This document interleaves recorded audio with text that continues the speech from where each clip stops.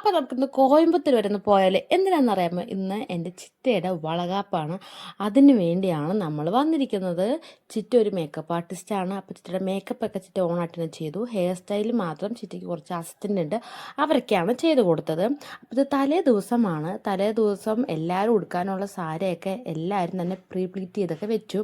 അപ്പോൾ ചിറ്റയുടെ ഹസ്ബൻഡിൻ്റെ അമ്മ രാത്രി തന്നെ കോലമൊക്കെ ഇട്ട് വെച്ചു. കാരണം രാവിലെ നമ്മൾ വെളുപ്പിൻ്റെ അടുത്ത് ഇറങ്ങും. അപ്പോൾ വെളുപ്പിന് നമുക്ക് കോലിടാനൊന്നും സമയം ഉണ്ടാവില്ല. കിച്ചണിലും ഒക്കെ കുറേ പരിപാടിയൊക്കെ ഉണ്ടാവുമല്ലോ. അപ്പോൾ അത് കാരണം രാത്രി, അതായത് ഏകദേശം ഒരു 12 മണി കഴിഞ്ഞു എന്ന് തന്നെ പറയാം, ആ ടൈമിൽ ചിറ്റയുടെ ഹസ്ബൻഡ് അമ്മക്ക് കോലമൊക്കെ ഇട്ടു. പിന്നെ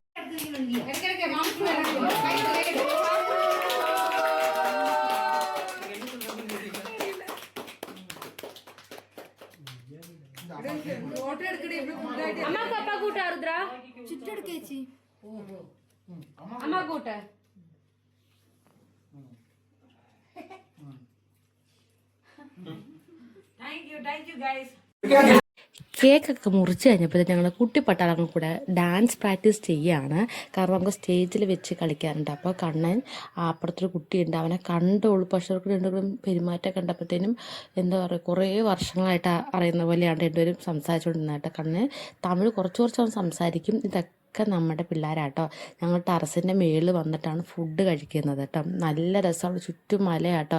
ഇത് ഈ വീടിവിടെ എന്ന് വെച്ചാൽ നമ്മൾ ഊട്ടിയില്ലേ, ഊട്ടിയുടെ അടുത്താണ് വീട്. അപ്പം മേളിൽ വന്നിരിക്കുമ്പോൾ നല്ല തണുപ്പാട്ടോ. അപ്പം ഞങ്ങളുടെ ഒരു ഫാമിലി പ്രത്യേകത എന്ന് വെച്ചാൽ എന്തൊക്കെ പരിപാടി വന്നാലും അടുക്കളയിൽ നിന്ന് ഇറങ്ങാൻ താല്പര്യമില്ലാത്ത കുറച്ച് ടീമുകളുണ്ട് ഞങ്ങളുടെ ഫാമിലി. കാരണം എന്താണെന്ന് വെച്ചാൽ എത്ര വലിയ പരിപാടി നമ്മൾ പുറത്തുനിന്ന് ബുക്ക് ചെയ്യാമെന്ന് പറഞ്ഞാൽ പോലും സമ്മതിക്കില്ല. ഇവർ അടുക്കള കയറി അവർക്ക് ഉണ്ടാക്കിയാലേ പറ്റുള്ളൂ. അങ്ങനത്തെ കുറച്ച് ടീമുകൾ നമ്മുടെ ഫാമിലിയുണ്ട്. ഇത് ഫുള്ളും ഞങ്ങളാണ്. ഇത് ഫുൾ ഡെക്കറേഷനൊക്കെ ചെയ്തിട്ട് ഞങ്ങൾ നമ്മൾ എറണാകുളത്തും കോയമ്പത്തൂർ എത്തി. ആ ടൈമിൽ തന്നെ ഞാനും ചിറ്റയും കൊച്ചനും എല്ലാവരും കൂടി കുറേ സാധനങ്ങൾ പർച്ചേസ് ചെയ്തു. ഞങ്ങൾ വന്നക്കാലം മുമ്പ് ചിറ്റ ഈ ഡെക്കറേഷന് കുറേ സാധനങ്ങൾ ചിറ്റ ഒറ്റയ്ക്ക് പോയി പർച്ചേസ് ചെയ്തു. അപ്പം ഞങ്ങൾ 2 ദിവസം കൊണ്ട് ഞങ്ങളിതെല്ലാം ചെയ്തെടുത്തു കേട്ടോ. ചിറ്റയ്ക്ക് മേക്കപ്പിന് വേണ്ടി ചിറ്റ എന്താ ചെയ്തതെന്ന് വെച്ചാൽ, ചിറ്റ വെളുപ്പിന് തന്നെ പോന്നു.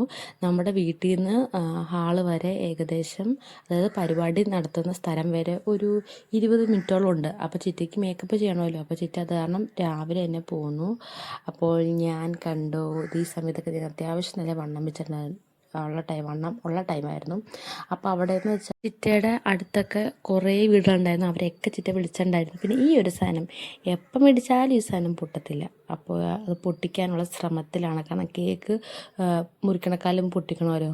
അപ്പോൾ അതിനുള്ളൊരു ശ്രമമാണ് ഇവിടെ കാണുന്നത്.